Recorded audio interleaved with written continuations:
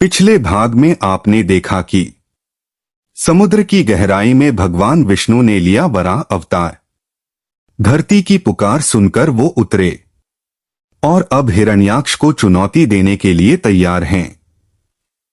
अब आगे समुद्र का जल स्थिर नहीं रहा, बल्कि अब हर बूंद में ऊर्जा थी, हर लहर में क्रोध, जो सृष्टि के संतुलन को लौटाने के लिए उफन रहा था। और वहीं पाताल लोक के पास हिरण्याक्ष खड़ा था, अपने वरदान और शक्ति पर गर्व करता हुआ।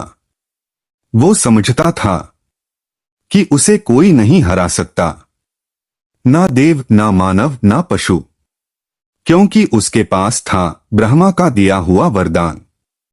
लेकिन उसे यह नहीं पता था कि जब अधर्म की सीमाएं टूटती हैं तो स्वयं धर्म एक रूप लेता है।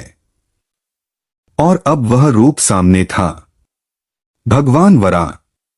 अचानक जल चीरता हुआ एक प्रकाश निकला और हिरण्याक्ष के ठीक सामने आ खड़ा हुआ। वह चौंक गया, उसकी आंखों में पहली बार भय झलका। तू कौन है? उसने पूछा।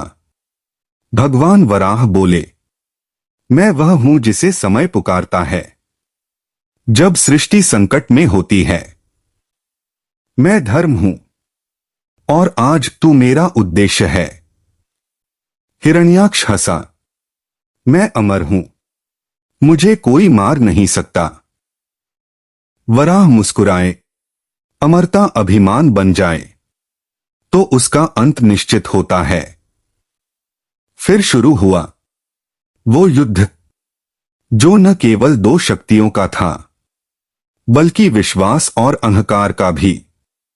हिरण्याक्ष ने अपनी गदा उठाई और पूरी ताकत से प्रहार किया।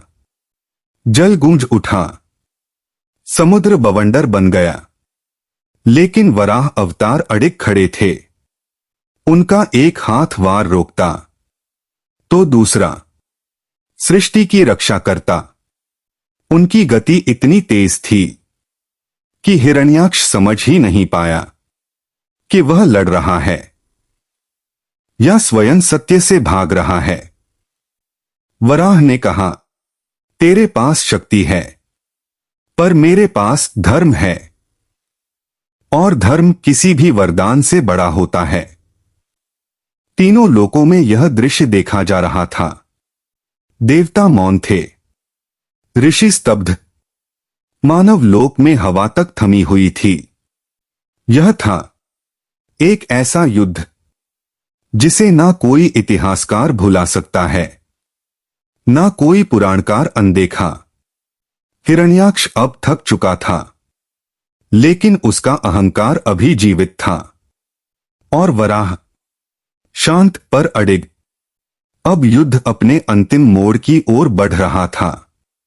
अगर आपको यह भाग गहराई और उत्साह से भरा लगा हो तो वीडियो को लाइक करें, चैनल को सब्सक्राइब करें और नीचे कमेंट में बताएं, क्या हिरण्याक्ष के पतन का समय आ गया है या अधर्म अब भी कोई नया स्वरूप लेगा?